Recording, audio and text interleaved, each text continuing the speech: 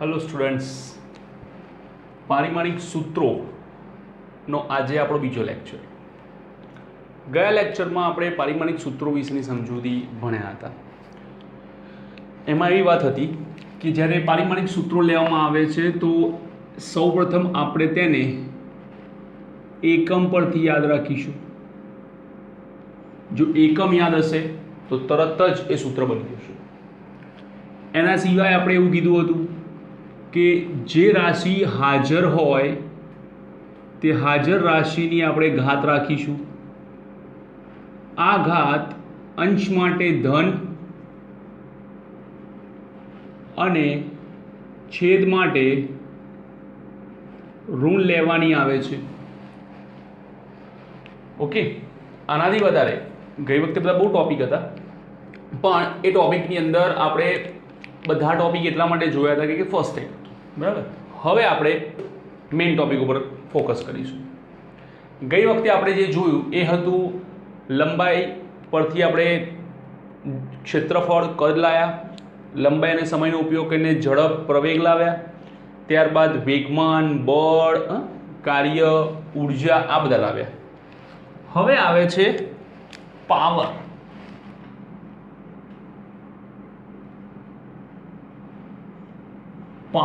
Power એટલે શું? તો પાવર એટલે એવું કહેવાય છે કે એકમ સમયમાં થતું કાર્ય.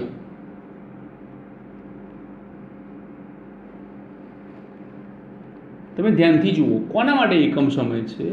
પાવર માટે એકમ સમય. ઓકે, અને એમાં થતું કાર્ય તો આપણે શું કરીએ? જે એકમ છે ને છેદમાં નાખી દઈએ. શેની ચર્ચા ચાલે છે? કાર્ય W. તો શું મળે છે? પાવર. તો કાર્યનો એકમ શું છે? તો કે કિલોગ્રામ મીટર સ્ક્વેર પ્રતિ second square. Kilogram metre square પ્રતિ સેકન્ડ સ્ક્વેર. અને સમયનો એકમ પાછો સેકન્ડ, તો બને છે કિલોગ્રામ મીટર સ્ક્વેર પર second cube. Okay, kilogram metre square પર સેકન્ડ ક્યુબ. તમે પાવરનો એકમ યાદ રાખો, કિલોગ્રામ મીટર સ્ક્વેર પર સેકન્ડ ક્યુબ, એટલે કે જેમ્સ વોટ. જેમ્સ વોટની યાદમાં એને વોટ લેવામાં આવે છે. તો એનું પારિમાણિક સૂત્ર ઇઝી બની જશે. કિલોગ્રામ એટલે કે માસ, દળ એક જ ઘાત, મીટર એટલે કે લંબાઈ 2 ઘાત, સમય એટલે કે ટાઈમ 3 પણ માઇનસ. તો આમ પાવર માટે MLT 1, 2 અને 3 સિક્વન્સ 1, 2 અને 3 આવે છે. ઓકે, તો આ છે પાવર. અત્યારે હાલ ખાલી વ્યાખ્યા સમજાવું છું, કારણ કે આ બધું 6 ચેપ્ટરમાં આવશે ફરીથી. ત્યારબાદ તમને મળે છે દબાણ. દબાણ એટલે શું? દબાણ એટલે કે દબાવવું. પણ ફિઝિક્સની ભાષામાં દબાણને કહેવાય છે એકમ ક્ષેત્રફળ દીઠ, એકમ ક્ષેત્રફળ દીઠ લાગતું બળ. કોની જોડે એકમ શબ્દ છે? ક્ષેત્રફળ, છેદમાં જવા દો. શેની ચર્ચા ચાલે છે? બળની. ઉપર લઈ લો તો એના બરાબર શું થાય? તો કે દબાણ. એના બરાબર શું થાય? દબાણ. બળનો એકમ શું થાય? તો કે બળ એટલે કિલોગ્રામ મીટર પ્રતિ સેકન્ડ સ્ક્વેર. અને ક્ષેત્રફળનો એકમ શું થાય? Metre square. 1 મીટર ગયા, શું વધ્યું? કિલોગ્રામ મીટર પર સેકન્ડ સ્ક્વેર. ઓકે, આનું પારિમાણિક સૂત્ર બનાવો. MLT કિલોગ્રામ માસ, મીટર લેન્થ, સમય -2. તો આમ આના પરથી આપણે દબાણનું બનાવીએ. દબાણ બરાબર M1 L1 T2 m1 l1 t2 okay જે ઘાત માઇનસ છે તે છે લંબાઈની અને સમયની આ બે ઘાતો માઇનસ છે ઓકે તો આ છે તમારા પાવર અને દબાણ આટલી યાંત્રિક રાશિઓ હતી કઈ કઈ આવી વેગમાન વેગ પ્રવેગ વેગમાન બળ કાર્ય ઊર્જા પાવર અને દબાણ આ બધી રાશિઓ કેવી હતી યાંત્રિક રાશિઓ હતી હવે આપણે આગળ જોઈએ તો આપણી પાસે હવે આવે છે આવર્તકાળ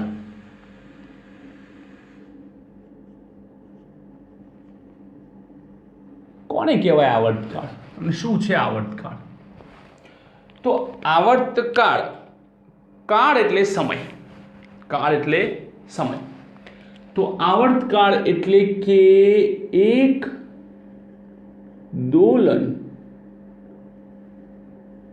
પૂર્ણ કરવા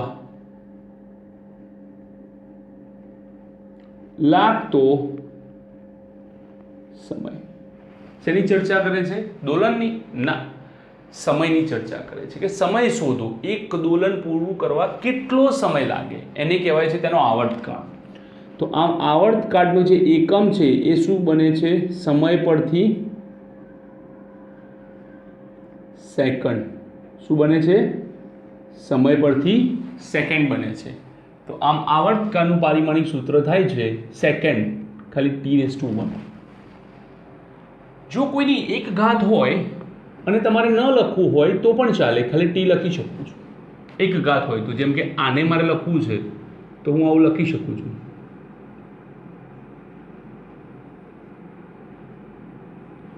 m l-1 t-2 m l-1 t-2 આ બધી એક એક ઘાત છે ઓકે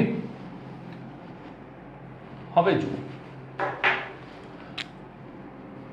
આના પછી આવે છે આવૃત્તિ તો એવું કહેવાય છે કે આવૃત્તિ અને આવર્તકાળ એકબીજાના વ્યસ્ત હોય છે કેવી રીતે તો કે એક દોલન અહીંયા દોલનની સંખ્યા નિશ્ચિત છે અને સમય શોધો દોલનની સંખ્યા નિશ્ચિત છે અને કહે છે કે સમય શોધો તો અહીંયા શું થશે સમય નિશ્ચિત કરી નાખશે અને દોલનની સંખ્યા શોધવાનું કહેશે ઊંધું કે એક સેકન્ડમાં સમય નિશ્ચિત થઈ ગયો માં થતા દોલનોની જે સંખ્યા છે તે સંખ્યાને કહેવાય છે આવૃત્તિ તો આવૃત્તિ એ આવર્તકાળ કરતાં વ્યસ્ત હોય છે 1/t જેથી એનો એકમ થાય છે 1/સેકન્ડ જેને આપણે મહાન વૈજ્ઞાનિકની યાદમાં હર્ટ્ઝ કહીએ છીએ શું કહીએ છીએ હર્ટ્ઝ તો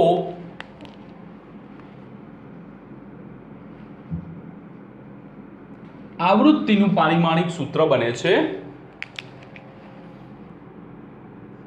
t-1 હવે યાદ રાખો આને આ રીતે લખાય છે આને કોઈ પણ રીતે નહીં લખાય પછી માઇનસ ઘાત હશે તો તમે કોઈ પણ પ્રકારના શોર્ટકટનો ઉપયોગ કરી શકશો નહીં ઓકે તો આ થયો આપણો આવૃત્તિ અને આવર્તકાળની ચર્ચા હવે આપણે એવી કેટલીક રાશિઓ જોઈએ કે જેમાં રાશિઓ પુનરાવર્તન પામેલી છે રાશિઓ કેવી પામેલી છે પુનરાવર્તન અને એને ચોક્કસ પ્રકારે અલગ રીતે વ્યાખ્યાયિત કરવામાં આવેલી છે અલગ રીતે તમારી સામે આવે છે જેમ કે આપણે એવું કહીએ તો કે બળ F બરાબર શું થાય તો કે ma વેરી ગુડ એ બરાબર શું થાય વેગ ભાગ્યા સમય શું થાય વેગ ભાગ્યા સમય હવે અહીંયા ધ્યાનથી આપો કે દળ અને વેગને શું કહેવાય છે વેગમાન p શું કહેવાય છે વેગમાન p તો જો આ t ને અહીંયા આપણે ગુણી દઈએ તો એને કહેવાય f * t ft બરાબર p વેગમાન શું કહેવાય ft બરાબર p વેગમાન જેમાં આ p છે તેને આપણે કહીએ છીએ વેગમાન અને ft ને કહીએ છીએ બળનો આઘાત, બળનો આઘાત, ચલો બળના આઘાતનું સમજ લઈએ.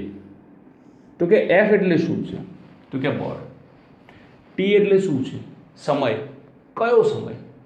તો એ સમય કે જે સમય સુધી બળ લાગે છે. ધારો કે તમે કોઈ ગાડીને ધક્કો મારો, 10 સેકન્ડ સુધી તમે ગાડીને ધક્કો મારો તો તે 10 સેકન્ડનો બળનો આઘાત કહેવાય.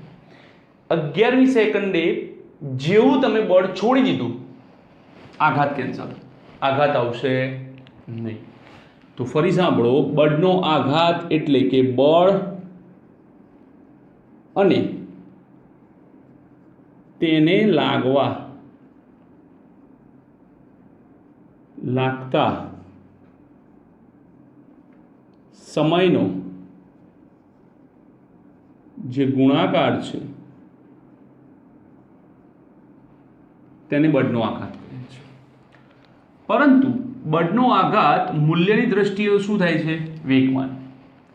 યાદ રાખો વિદ્યાર્થીઓ, જ્યારે પણ બે રાશિ આમને સામને આવી જાય, બરાબરની આમને સામને, ત્યારે એવું ના હોય કે એમના મૂલ્યો સમાન હોય. ખાલી મૂલ્યો નહીં, એમના એકમો પણ સમાન હોય. આનો જે એકમ હોય તે જ આનો એકમ હોય, આનો જે એકમ હશે તે જ આનો એકમ હશે. આ વેગમાન છે તો આ બળનો આઘાત છે, પણ એકમની દ્રષ્ટિએ બંને હંમેશા કેવા હોય? એક સરખા હોય. કોઈ દિવસ તમે આવું કીધું 4 કિલોગ્રામ બરાબર 5 મીટર કહો છો કોઈ દિવસ? ના. કેમ? કારણ કે અહીંયા એકમો અલગ અલગ છે. અથવા તો 4 કિલોગ્રામ બરાબર 4 મીટર આવું કહો છો? નથી કહેતા, કારણ કે બંને એકમો અલગ અલગ છે. તમે એને ક્યારેય સરખાવી ના શકો. 4 કિલોગ્રામ બરાબર 4 કિલોગ્રામ પોસિબલ છે, પણ 4 કિલોગ્રામ બરાબર 4 મીટર આવું શક્ય છે નહીં. તો આપણે બળનો આઘાત જે છે તે બળનો આઘાત એને આપણે વેગમાનના સંદર્ભમાં લઈએ તો ઓલરેડી આપણે વેગમાનનું સૂત્ર તો તારવેલું જ છે, એટલે આપણા માટે આ સૂત્ર નવું નથી. યાદ કરો, વેગમાનનું સૂત્ર શું છે? વેગમાન 3 3 એકડા 1 1 1, પણ છેલ્લો જે 1 છે તેની આગળ માઇનસ આવે છે. આ રીતે. ઓકે. તો આમ જે બળનો આઘાત છે m1 L1 T - 1 તરીકે લેવામાં આવે છે. ઓકે. તો બળનો આઘાત આ રીતે લેવામાં આવે છે. ક્લિયર? ચલો હવે એના પછી આપણે આગળ જઈએ. તો આગળ આપણી પાસે એક રાશિ આવે છે પૃષ્ઠતાણ. આ પૃષ્ઠતાણ એટલે શું? તો એક કામ કરો, ચલો આપણે એને ટુકડા કરી દઈએ. પૃષ્ઠ એટલે સપાટી, તાણ એટલે એક પ્રકારનું બળ છે જેને આપણે તણાવ બળ કહીએ છીએ, કે સપાટી પર લાગતું તણાવ બળ. સપાટી પર લાગતું તણાવ બળ આ જે છે તમારે ચેપ્ટર નંબર 10માં ભણવાનું આવશે પૃષ્ઠતાણ વિશે, કે જ્યારે સપાટી પરના અણુઓ એકબીજા પર બળ લગાવે છે ત્યારે પૃષ્ઠતાણ ઉદ્ભવે છે. એટલે કે હું આખી વ્યાખ્યા નથી આપતો, જેટલી જરૂર છે એટલી જ વ્યાખ્યા આપું છું. બરાબર? એટલે જે સ્ટુડન્ટ્સ અત્યારે હાલ 12મામાં હશે અને એ જો આ વિડીયો જોતા હશે તો એમને એમ થશે કે પૃષ્ઠતાણની વ્યાખ્યા તો એકદમ નાની છે ને. ઓકે. તો અહીંયા હું જે આપી રહ્યો છું એ માત્ર જેટલી જરૂર છે એને આપું છું. તો 11th સાયન્સની અંદર જે સ્ટુડન્ટ્સ નવા છે એના માટે જે જરૂર છે એટલો કન્સેપ્ટ છે કે ભાઈ એકમ લંબાઈ દીઠ લાગતું બળ. કોની ચર્ચા કરે છે? બળની. કોના સંદર્ભમાં? એકમ લંબાઈ એટલે લંબાઈ છેદમાં. બળનો એકમ શું થાય? કિલોગ્રામ મીટર પર સેકન્ડ સ્ક્વેર, અને લંબાઈનો એકમ metre. Metre metre cancel, kilogram પ્રતિ સેકન્ડ સ્ક્વેર. તો આમ જે પૃષ્ઠતાણ છે હું એનું સૂત્ર પણ લખું છું કે જેથી તમને લોકોને એ વસ્તુ યાદ રહે કે આનું સૂત્ર છે બળ ભાગ્યા લંબાઈ, બળ ભાગ્યા લંબાઈ. તો પારિમાણિક સૂત્ર બને છે MLT. એમાં M1 છે, L0 છે, T-2 છે. તો આપણે જે 0 છે તો લખતા જ નથી ને, MT2 પણ છેદમાં હોવાથી આપણે એને માઇનસ લઈશું. ક્લિયર? આટલું. તો આ છે પૃષ્ઠતાણ ચેપ્ટર 10 તમે લોકો અભ્યાસ કરશો. ચલો આગળ છે. હવે આવે છે પ્રતિબળ. આ પ્રતિબળ એટલે શું?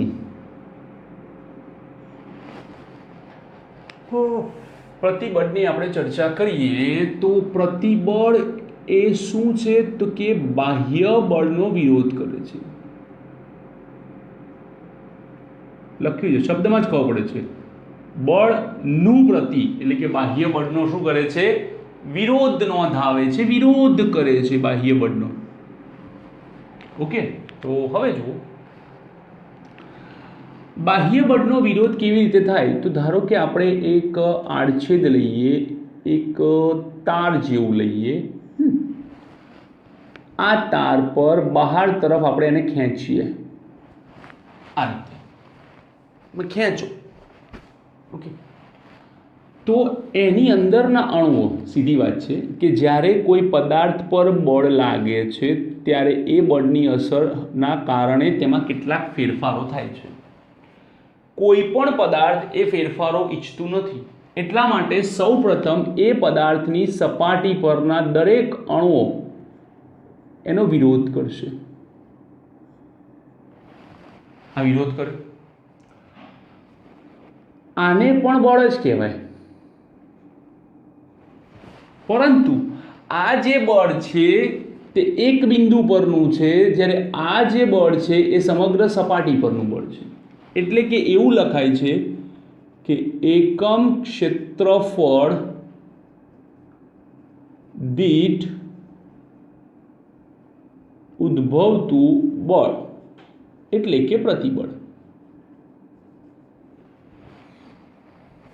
ઓકે, હવે પ્રતિબળ એટલે બળ ભાગ્યા ક્ષેત્રફળ. બળ કિલોગ્રામ મીટર પ્રતિ સેકન્ડ સ્ક્વેર, ક્ષેત્રફળ મીટર સ્ક્વેર. 1 મીટર ગયા, કિલોગ્રામ મીટર પર સેકન્ડ સ્ક્વેર. હાયલા, આ તો ક્યાંક આવી ગયું. ક્યાં આવ્યું? તો કે દબાણ. દબાણ જુઓ જુઓ જુઓ, કિલોગ્રામની 1 મીટરની -1 સેકન્ડની -2.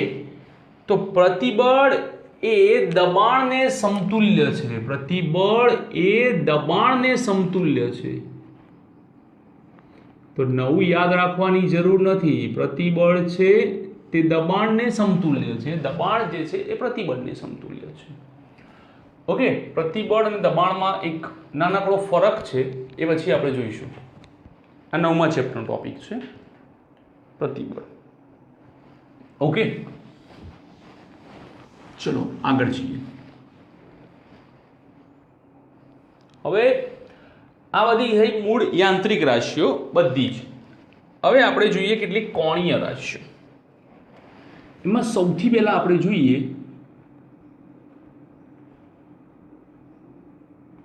કોણીય સ્થાનાંતર.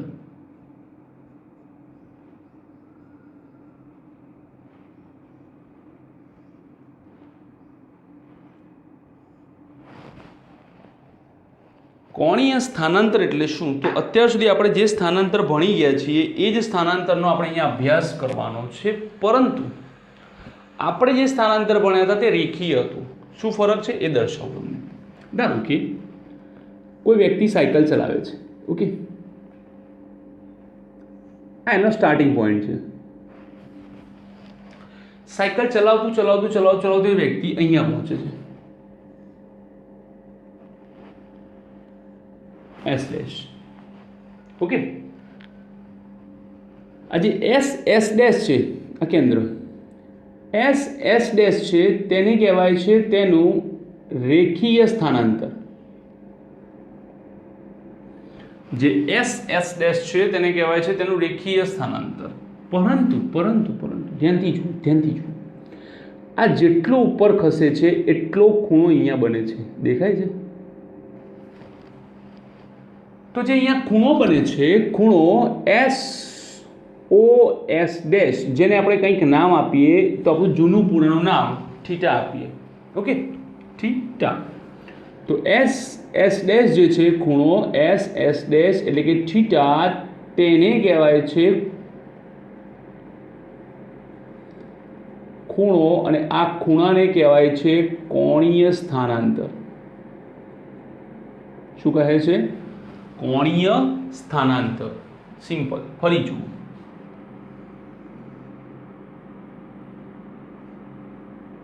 એસ અહીંયા ક્યાંક આવ્યો તો જુઓ તમે, રેખીય સ્થાનાંતર જે છે તે વધ્યું, આ નાનું હતું આ મોટું થયું, તો ખૂણો પણ વધ્યો. જુઓ, નાનો હતો મોટો થયો. તો સીધી વસ્તુ છે, જેમ જેમ ચાપ વધે છે તેમ તેમ ખૂણો વધે છે. ધારો કે તમે એવું કહો કે કોઈ વ્યક્તિએ કે 2 મીટર અંતર કાપ્યું, ઓકે, તો ખૂણાના સંદર્ભમાં આપણે એને જવાબ આપી શકીએ મેં 60 ડિગ્રી કરી. કોઈ હવે મેં 4.5 મીટર અંતર કાપ્યું, ખૂણાના સંદર્ભમાં આપણે કહી શકીએ 120 ડિગ્રી જેટલું સ્થાનાંતર થયું. કેવી રીતનો ઉપયોગ છે એની પર આધાર રાખે છે કે ખૂણાના સંદર્ભમાં ઉપયોગ છે કે પછી રેખીય સંદર્ભમાં ઉપયોગ છે, એટલે તમારે એ ધ્યાનમાં રાખવાનું છે. ઓકે, ચલો હવે જુઓ, ખૂણો એટલે કે કોણીય સ્થાનાંતર. હવે ખૂણાનો એકમ શું છે? બધાને ખબર છે, રેડિયન. રેડિયન. ખૂણો કઈ રાશિ આવે? પૂરક રાશિ. કઈ રાશિ આવે છે? પૂરક રાશિ. અને પૂરક રાશિમાં આપણને ક્યારેય મળતું નથી પારિમાણિક સૂત્ર, કારણ કે પૂરક રાશિઓ એવી રાશિઓ છે કે જે કોઈના પર આધાર રાખતી નથી. અને આપણે જે પારિમાણિક સૂત્રો ભણી રહ્યા છીએ એની અંદર એવી રાશિઓનો આપણે અભ્યાસ કરીએ છીએ કે જે મૂળભૂત રાશિ એમ, L, T, ampere, kelvin, candela અને મોલ પર આધારિત હોય, જ્યારે આ કોઈના પર આધાર રાખતી નથી. માટે એમના માટે M0, L0, T0 મળે છે. Okay, next.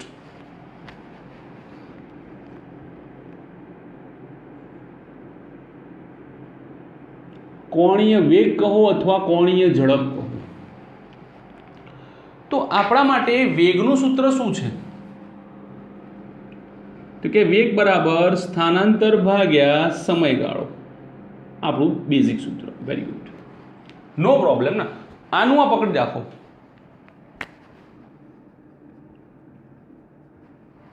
સમય તો કોણીય આવશે નહીં, એટલા માટે સમયને આપણે એઝ ઇટ ઇઝ રાખીએ. કોણીય વેગ બરાબર કોણીય સ્થાનાંતર ભાગ્યા સમયગાળો. કોણીય સ્થાનાંતર એટલે કોણ? રેડિયન. અને સમયગાળો એટલે કે કોણ? તો કે સેકન્ડ. એકમ બને રેડિયન પર સેકન્ડ, પરંતુ રેડિયનનું કોઈ પારિમાણિક સૂત્ર નથી. તો વધ્યું કોણ? સેકન્ડ. ખાલી સેકન્ડનું લખો ને, T1. પણ એ બી કેવા પાછા? તો કે નેગેટિવ. કેવા? નેગેટિવ.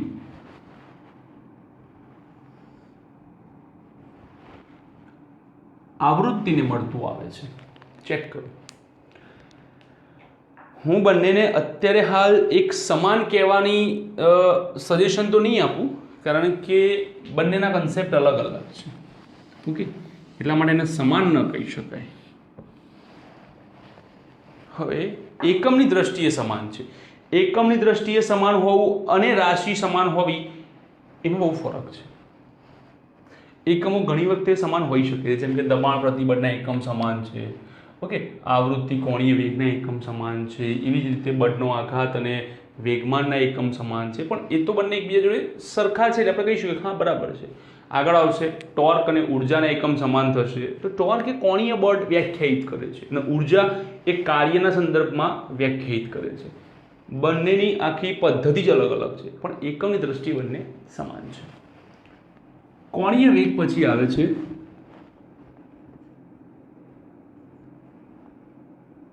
કોણીય પ્રવેગ. ઓકે, જે રેગ્યુલર છે એ જ રાખો ને. પ્રવેગ બરાબર વેગ ભાગ્યા સમય. તો અહીંયા આપણે કોણીય શબ્દ વાપરીએ, કોણીય વેગ ભાગ્યા સમય. ઓકે, ચલો, કોણીય વેગ એટલે શું? તો કે રેડિયન પર સેકન્ડ,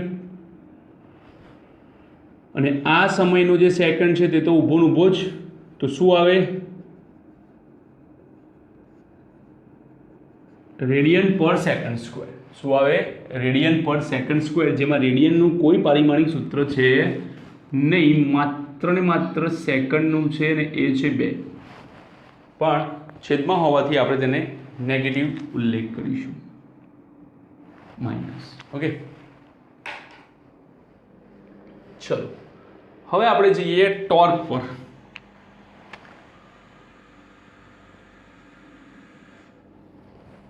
ઓકે, આ ટોર્ક એટલે શું? તો જુઓ, સમજાવું છું, ધ્યાનથી સમજો અને સમજવાનો પ્રયત્ન કરો. ધારો કે તમારી પેન, તમે જ્યાં પણ બેઠા છો ત્યાં ટેબલ છે, ટેબલ પર તમારી પેન મૂકી દો, બરાબર? આ પેનના 2 છેડા, તમારી એક આંગળી પેન પર આ રીતે રાખો, આ રીતે, અને બીજી આંગળી પેન પર નીચેની બાજુથી રાખો, આ રીતે. હવે જ્યારે આ બંને બળો સમાન થશે, કેવા થશે? સમાન મૂલ્યના, ત્યારે આ જે પેન છે તે તેના કેન્દ્રને અનુલક્ષીને ભ્રમણ કરતી કરતી આમ પહોંચી જશે, આ રીતે. એ વખતે તમારું બળ આ દિશામાં થઈ જશે અને આ બળ આ દિશામાં. એટલે કે આ જે બળો છે તે કમ્પલસરી તમારા કેવા રહેવાના? વિરુદ્ધ જ રહેવાના છે. કેવા રહેવાના છે? વિરુદ્ધ જ રહેવાના છે. તો આ કેન્દ્ર પર જે કોણીય બળ લાગે છે, તેને આપણે શું કહીએ છીએ? ટોર્ક. શું કહીએ છીએ? ટોર્ક. સાદું સિમ્પલ ઉદાહરણ આપું તો ખીલી દિવાલમાં જાય તો રેખીય બળ, પણ જો સ્ક્રૂ દિવાલમાં જાય, ગોળ ફરતો એક કોણીય બળ આપે, જેને આપણે શું કહીએ છીએ? ટોર્ક. ટોર્ક એટલે કે સમાન મૂલ્યના બળો દ્વારા એની ગતિ જે થાય છે તેના કારણે તેના કેન્દ્ર પર જે બળની અસર ઉદ્ભવે છે તેને આપણે શું કહીએ છીએ? ટોર્ક. શું કહીએ છીએ? ટોર્ક. તો ટોર્ક માટે તમારે ખાલી એક યાદ રાખવું પડશે કે ટોર્ક એટલે કે બળ ગુણ્યા તે 2 બળો વચ્ચેનું લંબ અંતર.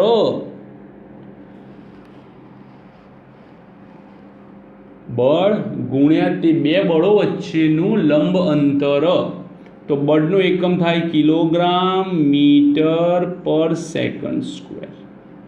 લંબ અંતર થાય બીજો મીટર, એટલે કે ટોર્ક થાય કિલોગ્રામ મીટર સ્ક્વેર પર સેકન્ડ સ્ક્વેર. સીધું યાદ રાખો તો તમને મળશે mLT.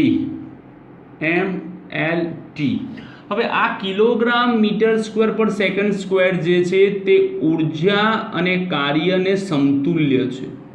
કોને સમતુલ્ય છે? ઉર્જા અને કાર્યને સમતુલ્ય છે. એટલે આમ જોવા જાવ તો આ એક જ રાશિ થઈ, જે m1 L2 T-2 તરીકે વ્યાખ્યાયિત થાય છે. કેવી થાય છે?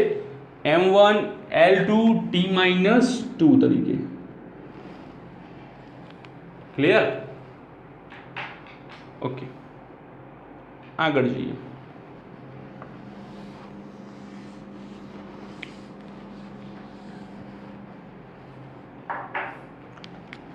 ટોર્ક પછી આવે છે જડત્વની ચાકમાત્રા. આ તો તમારા લોકોને ચેપ્ટરમાં જ સમજવી પડશે, પણ MCQમાં ઘણી વખતે પૂછાય છે, તો આપણે યાદ રાખીએ છીએ અત્યારે હાલ. જડત્વની ચાકમાત્રા જચામાં એટલે કે બળ દળ ગુણ્યા અક્ષથી લંબ અંતરનો વર્ગ, અક્ષથી લંબ અંતરનો વર્ગ, એટલે કે દળ કિલોગ્રામ, અક્ષથી લંબ એ બધું નહીં જોવાનું, ખાલી અંતર જોવાનું. અંતર છે મીટર અને તેનો વર્ગ છે મીટર સ્ક્વેર. અંતર છે અને તેનો વર્ગ છે મીટર સ્ક્વેર. તો અહીંયા આપણે લઈશું એમ, લઈશું એલ લઈશું. ઓકે, એક પણ છેદમાં નથી, બંને ધન છે. M1 L2. તો આ થઈ ગઈ તમારી કોણીય રાશિઓ. ક્લિયર? હવે આપણે જોઈએ વિદ્યુત રાશિઓ.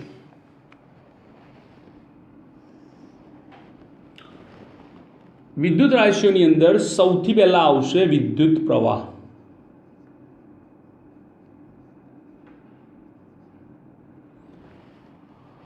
વિદ્યુત પ્રવાહ પારિમાણિક સૂત્ર શું થાય? A1 ભણેલા છે, કોઈ નથી. વિદ્યુત પ્રવાહ મૂળભૂત રાશિ છે, એને MLT ની ક્યાં જરૂર છે? ત્યારબાદ આવે છે વિદ્યુત ભાર. 10મા ધોરણમાં આ ભણી ગયેલા છો કે વિદ્યુત ભાર એટલે શું? તો કે વિદ્યુત ભાર એટલે કે Q બરાબર IT. Q બરાબર IT. I એટલે એમ્પિયર, T એટલે સેકન્ડ. Ampere into second. શું થાય? Ampere into second. પણ પારિમાણિક સૂત્ર લખો તો સેકન્ડ MLT પ્રમાણે T પહેલા આવશે, એ પછી આવશે. Sequence doesn't matter, but sequence એટલા માટે આપણે લખીએ છીએ કે યાદ રહે. જો MLT આમથી આમ આઘા પાછા કરીશું ને તો એક્ઝેક્ટલી બધાને યાદ રાખવા અઘરા પડશે. એટલે સિક્વન્સ મેટર કરો. ઓકે, અત્યારે હાલ ચલો વિદ્યુત ભાર, પછી આવે છે વિદ્યુત સ્થિતિમાન. ભણી ગયેલા છો, ચલો ચલો ચલો ચલો ફટાફટ. 10મા ધોરણની અંદર આવી ગયું છે. V બરાબર W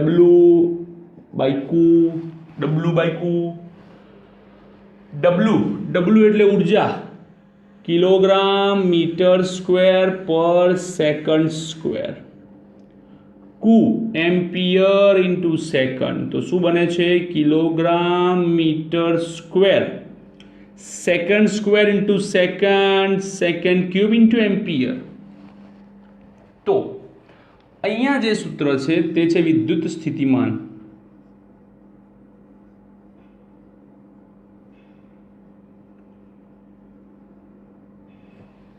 જેના પારિમાણિક સૂત્રની આપણે ચર્ચા કરવા જઈએ તો શું આવે છે?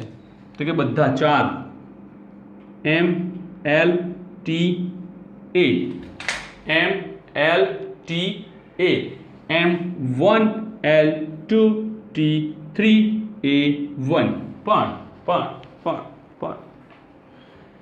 નીચેના બે છેદમાં છે માટે માઇનસ. નીચેના બે ક્યાં છે? છેદમાં, માટે તેને શું લઈશું આપણે? માઇનસ. ઓકે, ચલો નેક્સ્ટ તમારા લોકોનો ટોપિક છે. નેક્સ્ટ છે અવરોધ. શું છે? અવરોધ. ઓહમનો નિયમ. V બરાબર IR, તો R બરાબર V છેદમાં I. ઓકે. V એટલે volt, kilogram metre square second cube into ampere. Volt વધ્યું કોણ? પ્રવાહ. પ્રવાહનો 1 એમ્પિયર બીજો, તો કેટલા એમ્પિયર થઈ ગયા? 2. કેટલા થઈ ગયા? 2. તો અહીંયા પારિમાણિક સૂત્ર આવે MLT પ્રમાણે,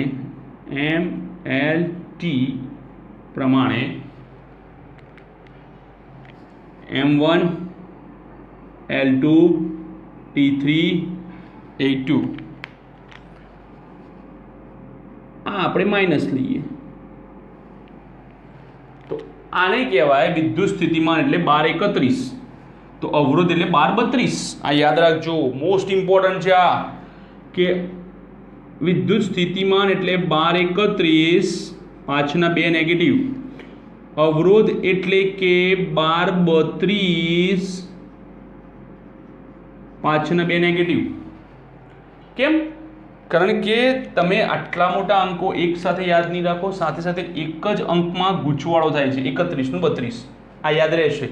1 2 3 1 1 2 3 2, આ અઘરું છે, એના કરતાં બેટર છે 31 32, 31 32। અને હવે લાસ્ટમાં આવે છે કેપેસિટન્સ। શું આવે છે? કેપેસિટન્સ।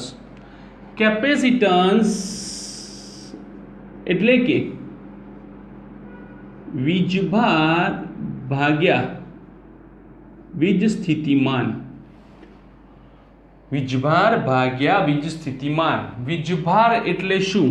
તો કે વીજભાર એટલે એમ્પિયર ઇન્ટુ સેકન્ડ। વીજ સ્થિતિમાન એટલે શું? તો કે kilogram metre square second cube into ampere, જેમાં આ બંને છેદનો છેદ ક્યાં જશે? અંશમાં। તો સેકન્ડ ક્યુબ અને સેકન્ડ, સેકન્ડની 4 ઘાત, એમ્પિયર એમ્પિયર, એમ્પિયરની 2 ઘાત, કિલોગ્રામ અને મીટર સ્ક્વેર। ઓકે, તો કેપેસિટન્સ માટે બનશે MLTA, મિરેકલ। કેવી રીતે? આ તો ઇઝીલી યાદ રહેવું જોઈએ, કારણ કે પહેલી વાર દળ માઇનસ આવ્યું, M1 L2 T4 A2, તો M-1 L-2 T4 A2। તો આ થયા તમારા પારિમાણિક સૂત્રો। એવા પારિમાણિક સૂત્રો કે જે તમે લોકો લગભગ પહેલી બુકની અંદર ભણશો, સાથે સાથે કેટલાક ન્યુમેરિકલ આની ઉપરના બી છે, એકચ્યુઅલી આ 12માનો ટોપિક છે, પણ એ લોકોએ 10માના સંદર્ભમાં રાખીને કે ભાઈ તમને એકમો ખબર છે તો પારિમાણિક સૂત્રો બનાવી શકો છો, બરાબર? તો એના હિસાબથી આ પણ આપેલા છે, અને આની ઉપરથી ઘણા બધા ન્યુમેરિકલ્સ આવે છે। ન્યુમેરિકલ્સ કેવા આવે છે આના, તો એ આપણે આના પછીના લેક્ચરમાં જોઈશું, બરાબર? તો આ લેક્ચરની અંદર આ બધા જ પારિમાણિક સૂત્રો, નેક્સ્ટ લેક્ચર જ્યારે પણ જોવા બેસો ત્યારે પહેલો અને બીજો લેક્ચર બંને જોઈ લેજો।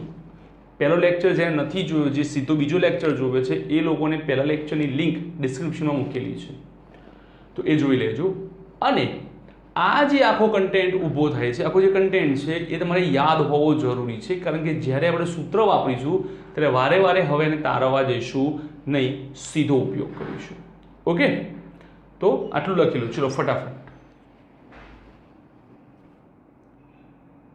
ક્લિયર? તો અહીંયા આપણે આપણો લેક્ચર અહીંયા પૂરો કરીએ છીએ। Thank you for watching this video.